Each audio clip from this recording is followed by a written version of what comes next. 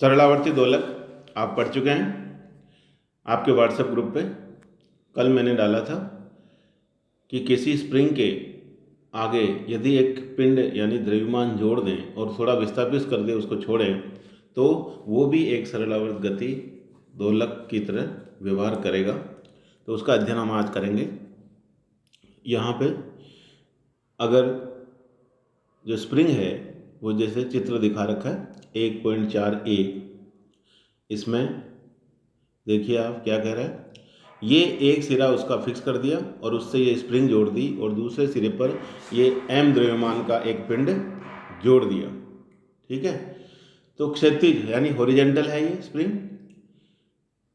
और चित्र 1.4.1 के अनुसार यदि स्प्रिंग जो x दिशा में उसको विस्थापित करके छोड़ दें, तो वो जिस सतह पे रखी है यानी टेबल पे रखी है, तो वो फ्रिक्शन लेस होनी चाहिए, घर्षण रहित।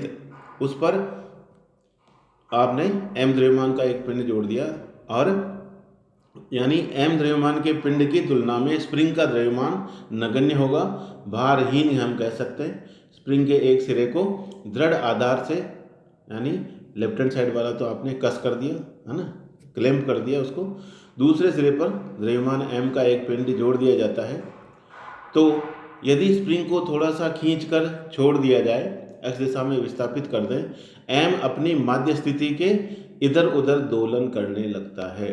ये जो पिंड है उसको थोड़ा विस्थापित करके छोड़ दें तो वो इधर जाएगा, फिर इधर आएगा, फिर वापस, यानी इस तरह से वो क्या करेगा, दोलन करता रहेगा।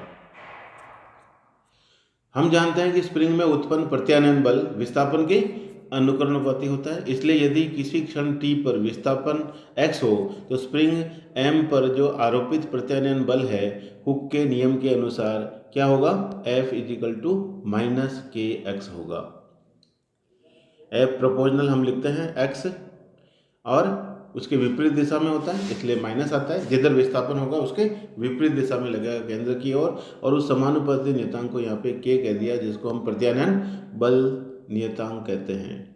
और इस समीकरण में ये ऋण चिन्ह क्या बता रहा है, स्प्रिंग में प्रत्यानयन बल विस्थापन के विपरीत दिशा में उत्पन्न होता है।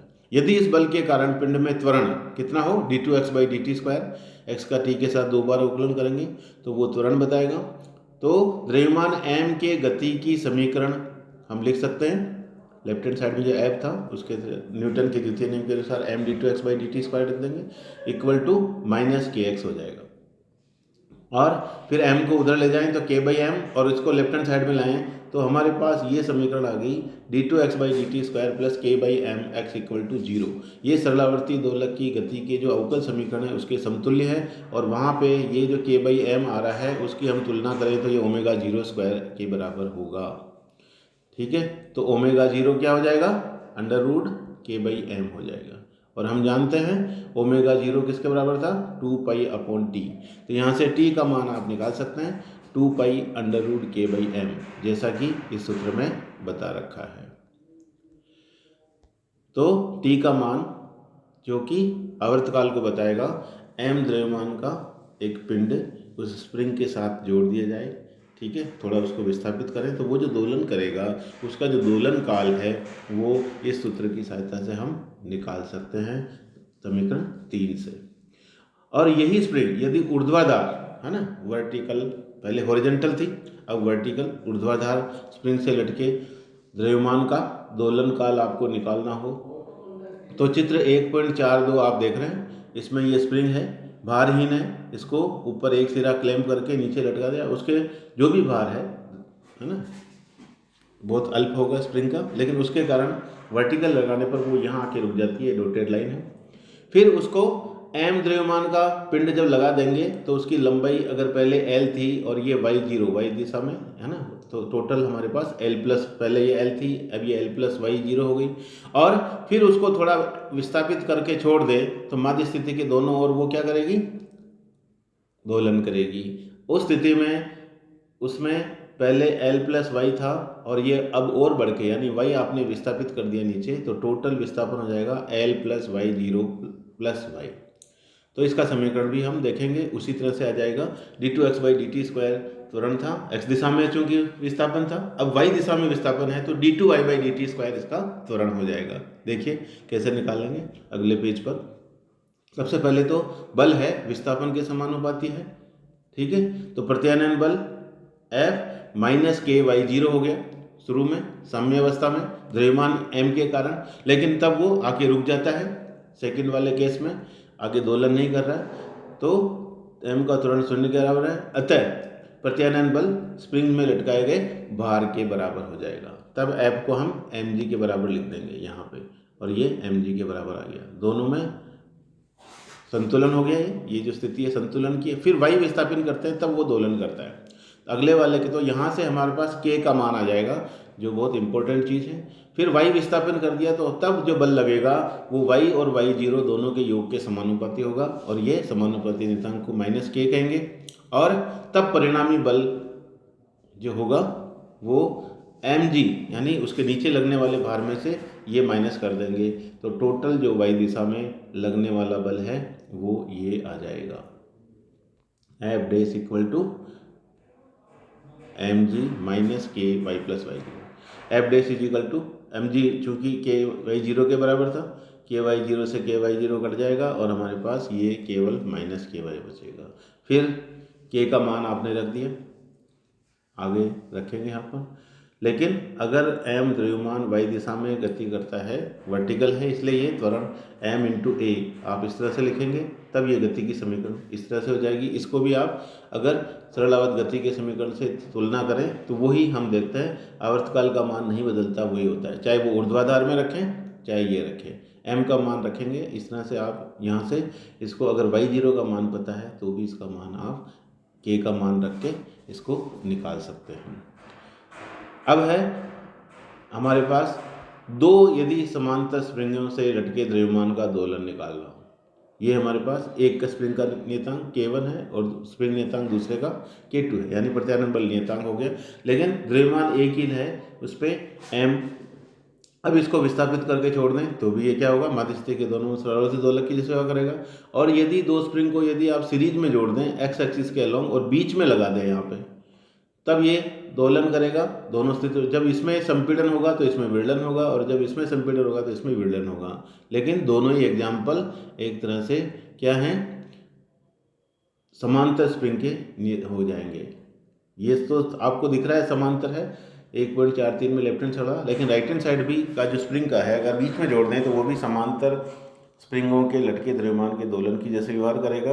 तो दोनों चित्रों में दो द्रव्यमानहीन स्प्रिंगों के एक सिरों को दृढ़ आधार पर कस करके दूसरे सिरों पर m द्रव्यमान लटकाया जाता है। जब द्रव्यमान m विस्थापन y देकर आप छोड़ दें तो क्या होगा, वो स्प्रिंगों के सम्मिलित प्रभाव से, यानी दोनों स्प्रिंग दोलन करेगी, दोनों समानांतर है।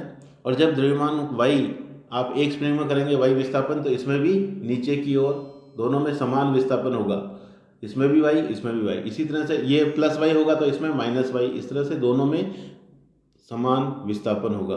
यदि स्प्रिंगों के बल नियतांक K1 तथा K2 हैं तो पहली स्प्रिंग में जो बल होगा वो F1 माइनस K1y के बराबर हो जाएगा, दूसरे में F2 is equal to minus K2y हो जाएगा। तो परिणामी बल जो नीचे की ओर होगा वो F is equal to F1 plus F2 दोनों के योग के बराबर हो जाएगा, और उसको माइनस KY के बराबर लिखें तो परिणामी यानी ये दो स्प्रिंगें एक साथ दोलन कर रही है, उनका संयुग्मी यानी एक स्प्रिंग माने तो उसका स्प्रिंग नियतांक K यानी प्रत्यानयन बल नियतांक K1 प्लस K2 के बराबर हो जाएगा। और हम जानते हैं T का मान होता है 2 पाई अंडर रूट m/k, तो K की जगह K1 प्लस K2 आ जाएगा। तो समांतर के लिए हम ये समीकरण 9 उसके आवर्तकाल को व्यक्त करेगी।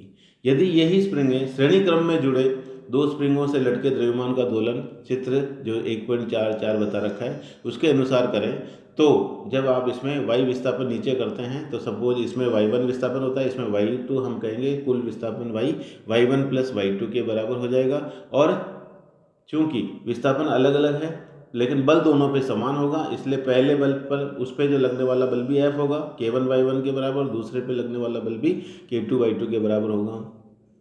उपरोक्त संबंधों को आप इसमें रख देंगे, यहाँ से y का मान y1 का निकालेंगे तो F/K1, यहाँ से y2 का निकालेंगे तो F/K2, दोनों का मान रख देंगे। और परिणामी यदि K है तो F is equal to minus KY होगा, तो यहाँ भी F/K रख देंगे, तीनों में F कट जाएगा तो 1/K इजिकल टू रह जाएगा। इस तरह से 1/K1 प्लस K2 और इनका LCM लेंगे तो हमारे पास K का मान आप निकाल सकते हैं। दोनों स्प्रिंगों के नियतांक पता है तो समांतर श्रेणी क्रम में जो दोनों स्प्रिंगों को जोड़ दें तो उनका जो परिणामी एक ही स्प्रिंग माने तो प्रत्यानयन बल नियतांक K का मान K1 K2/K1 प्लस K2 के बराबर होगा। और जो आवर्तकाल जो सूत्र है T उसमें इसका मान रखेंगे तो समीकरण 12 के अनुसार उसका मान आवर्तकाल का आप निकाल सकते हैं। तो समांतर क्रम में भी देखा आपने तब K1 प्लस K2 हो जाता है, श्रेणी में जोड़ते हैं तो K1 K2/K1 प्लस K2 समीकरण जो कि 11 थी उसके अनुसार आ जाता है। अब एक सबसे अच्छा एग्जाम्पल है जो एग्जाम में कई बार न्यूमेरिकल के रूप में भी आता है, वो देखते हैं। तो ये हम सिद्ध कर चुके हैं कि यदि किसी स्प्रिंग के बराबर लंबाई के n टुकड़े कर दिए जाएं तो प्रत्येक टुकड़े का स्प्रिंग नियतांक क्या होगा, संपूर्ण स्प्रिंग के नियतांक का n गुना हो जाएगा। ये हमें प्रूव करना है, क्योंकि अगर n टुकड़े कर दिए और फिर आपने उसको सीरीज में जोड़ दिया तो एक तरह से n टुकड़े सीरीज में हैं तो परिणामी जो सूत्र था हमारे पास उसी तरह से 1/K इजिकल टू क्या हो जाएगा, ये आगे बढ़ेगा और हम इसको आगे तक ले जाएंगे 1/K1 plus K2 plus K3 इस तरह से सोन n टुकड़े हैं तो n तक चला जाएगा। लेकिन हम जानते हैं सब बराबर लंबाई के हैं तो सब स्प्रिंग नियतांक बराबर हैं और उसको Kn के बराबर कर दें तो 1/K ये सब जुड़ेगा, n बार है ये टोटल तो n/K बार आप लिख देंगे तो क्रॉस गुणा करेंगे तो K bar is equal to n के बार किसका था, जो n टुकड़े करने जो छोटा टुकड़ा है उसका स्प्रिंग नियतांक है, प्रत्यानयन बल नियतांक उसका n गुना बढ़ जाता है। पहले जो पूरी स्प्रिंग था उसका K था, इस तरह से आप K prime is equal to n के से सिद्ध कर सकते हैं कि यदि स्प्रिंग के कितने टुकड़े कर दिए जाए तो उसका स्प्रिंग नियतांक बढ़ता जाता है। ठीक है, एक के यदि आप 2 टुकड़े कर देंगे तो उसका स्प्रिंग नियतांक डबल हो जाएगा, 3 करेंगे तो 3 गुना हो जाएगा। ऐसा न्यूमेरिकल एग्जाम में आता रहता है हर साल, आपने देखा होगा, पुराने पेपर भी आप देखते रहें तो उनको हल करें न्यूमेरिकल को, उन सूत्र की सहायता से आप हल कर सकते हैं। धन्यवाद।